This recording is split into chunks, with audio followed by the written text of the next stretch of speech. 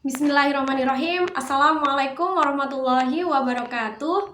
Alhamdulillahirobbilalamin. Segala puji bagi Allah atas nikmat iman, Islam, dan juga kesehatan. Selawat beriring salam semoga tetap terlimpah curahkan kepada junjungan kita Nabi Agung Nabi Muhammad Sallallahu Alaihi Wasallam yang kita nantikan syafaatnya di yaumul kiamah nanti. Hadirin rahimakumullah, pada kesempatan kali ini izinkan saya sedikit menyampaikan tentang fikih darah wanita, khususnya yang berkaitan dengan haid, nifas, dan istihadah.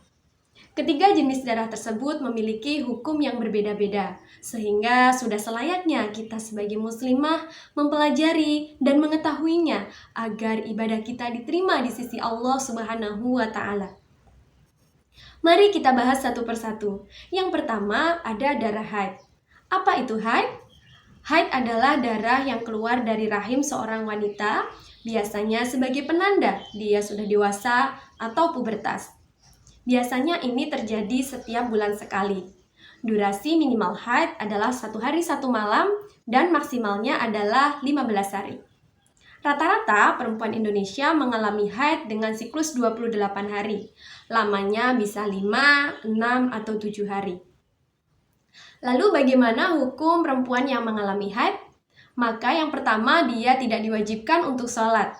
Yang kedua, dia tidak diwajibkan untuk berpuasa, namun wajib mengganti. Yang ketiga, dia tidak diperbolehkan untuk tawaf selama ibadah umroh dan haji. Dan dia tidak diperbolehkan untuk berhubungan suami istri. Hal ini ditegaskan Allah dalam Quran Surat Al-Baqarah ayat 222, bahwasanya Allah menegaskan, jauhilah wanita yang sedang haid, dan jangan engkau mendekatinya kecuali dia dalam keadaan suci. Yang kedua ada darah istihadah. Apa itu istihadah? Istihadah adalah darah yang keluar dari rahim seorang perempuan di luar waktu haid dan juga di luar waktu nifas. Biasanya ini karena adanya gangguan kesehatan tertentu atau mungkin ada suatu penyakit tertentu. Hukum wanita yang mengalami istihadah maka berlaku baginya seperti wanita suci. Dia diwajibkan untuk sholat dan juga diwajibkan untuk berpuasa. Ketika akan sholat, maka dia harus memastikan dirinya dalam kondisi suci dan bersih. Memakai pembalut agar darah yang keluar tidak mengotori pakaiannya, dan dia wajib berwudu ketika menjelang akan sholat.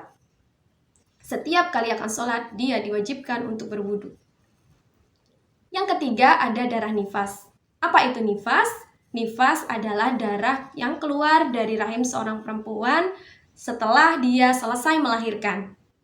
Imam Syafi'i mengatakan lamanya nifas ini 40 hari 40 malam dan lamanya 60 hari 60 malam. Hukum wanita yang mengalami nifas maka berlaku baginya dia tidak diwajibkan sholat, tidak diwajibkan berpuasa, tidak diwajibkan pula untuk tawaf, dan tidak diperbolehkan untuk berhubungan suami istri.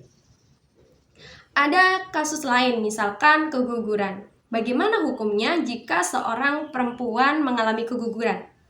Di sini ada beberapa pembagian.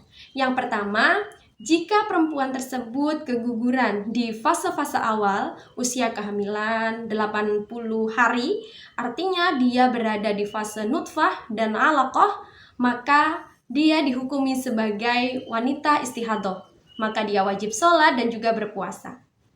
Yang kedua, jika perempuan tersebut mengalami keguguran di usia kehamilan antara 81 hari sampai 120 hari, ada dua pembagiannya. Yang pertama, jika janin yang keluar tersebut sudah seperti manusia atau seperti manusia kecil, mulai organogenesis dan organnya sudah jelas dikenali, maka hukum baginya seperti wanita nifas. Namun apabila janin yang keluar belum jelas dan belum terlihat seperti manusia, maka berlaku baginya hukum wanita istihadah sehingga dia wajib sholat dan juga berpuasa. Yang ketiga, ketika perempuan mengalami keguguran di usia lebih dari 121 hari, artinya sudah ditiupkannya ruh ke janin tersebut, maka para ulama sepakat dia dihukumi sebagai wanita nifas, sehingga berlaku baginya seperti wanita nifas. Dia tidak diwajibkan sholat dan berpuasa, dan juga tidak diperbolehkan untuk berhubungan suami istri. Itulah tadi perbedaan antara nifas, istihadah, dan juga haid. Apa hikmah yang bisa kita ambil dari hal-hal tersebut?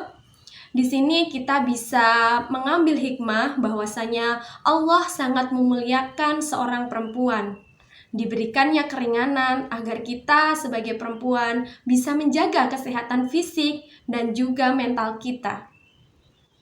Demikian apa yang dapat saya sampaikan. Semoga sedikit tadi dapat memberikan ilmu dan juga menambah keimanan kita kepada Allah, sehingga ibadah kita diterima di sisi Allah Subhanahu wa Ta'ala.